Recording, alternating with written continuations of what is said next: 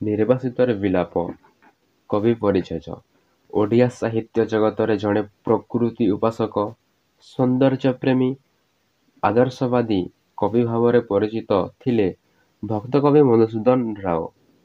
କବି ମଧୁସୂଦନ ରାଓ ଜନ୍ମଗ୍ରହଣ କରିଥିଲେ 1853 ମସିହା ଏବଂ ସେ ମୃତ୍ୟୁବରଣ କରିଥିଲେ 1912 ମସିହାରେ।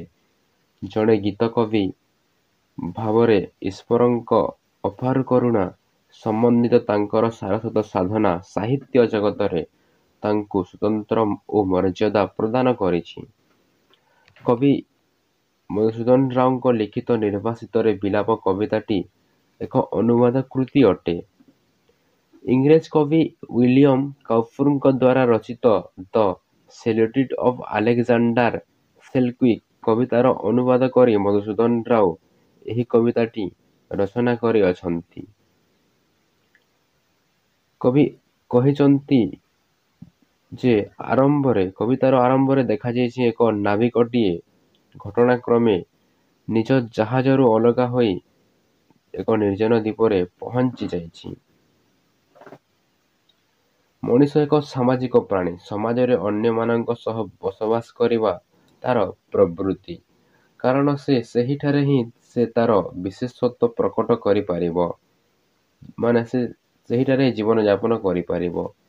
ଅନ୍ୟ ବ୍ୟକ୍ତି ଗର୍ଭଙ୍କ ସହିତ ବସବାସରେ ସେ ପରମ ସନ୍ତୁଷ୍ଟ ଅନୁଭବ କରିଥାଏ।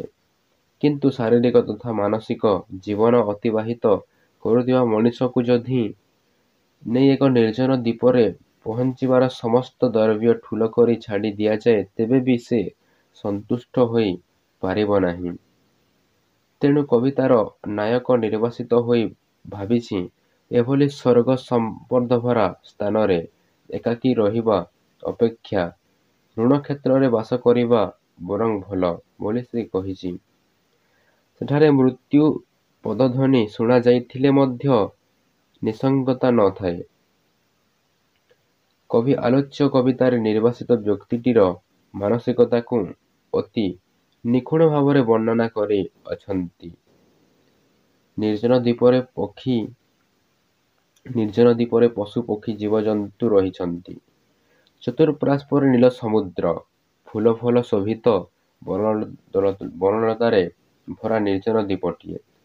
ସେ ସମସ୍ତର ମୁଖ ଅଧୀଶ୍ୱର ବୋଲି ନିର୍ବାସିତ ବ୍ୟକ୍ତିଟି ମନେ କରିଛି।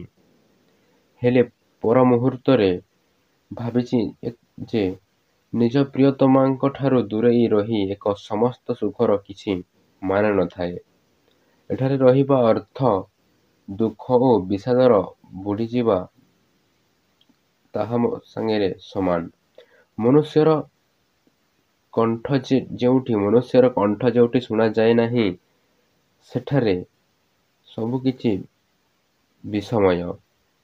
ଶାରୀରିକ ଓ ସାମାଜିକ ଜୀବନ ମାଧୁରୀ ଏଠାରେ ଅନୁଭବ କରି ହୁଏନା।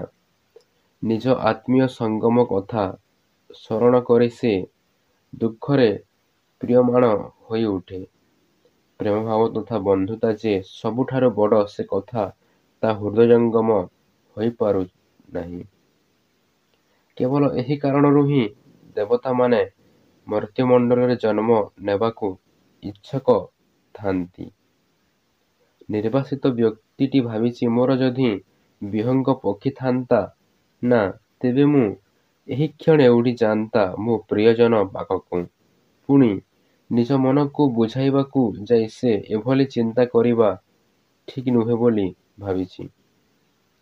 କେବଳ ବିଷାଦ ମୋତେ ଗ୍ରାସ କରିବ। ଏକା ରହିବା ଯନ୍ତ୍ରଣା ଦୁଃଖ ହେଉଛି ମଧ୍ୟ ସେ ପ୍ରବୀଣ ଜନ୍ମ ଠାରୁ କରି ଧର୍ମପଥରେ ଆଗ୍ରହ ହେବାକୁ ମନେ ଭାବିଛି। ଧର୍ମର ବିଶେଷତା ଓ ମୂଲ୍ୟବୋଧକୁ ନିର୍ବାସିତ ମଧ୍ୟ ଅନୁଭବ କରିଛି।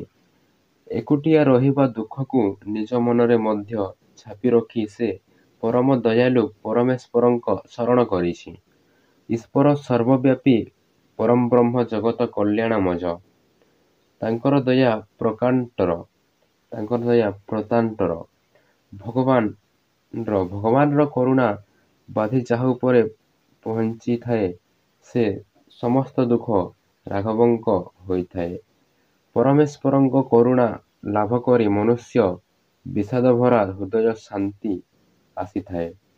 ତା ମନରେ ସନ୍ତୁଷ୍ଟ ହୁଏ। ତାର ହୃଦୟ ସିଂହାସନରେ ଶାନ୍ତିରତ୍ନ ବିରାଜିତ ହୋଇଥାଏ। ବାସ୍ତବିକ ଆଲୋଚ୍ୟ କବିତାରେ କବି ନିର୍ବାସିତ ବ୍ୟକ୍ତିଟିର ମାନସିକତାକୁ ବର୍ଣ୍ଣନା କରିବା ସହ ଜୀବନ ମୂଲ୍ୟବୋଧ ସମ୍ପର୍କରେ ଆଲୋଚନା କରିଅଛନ୍ତି।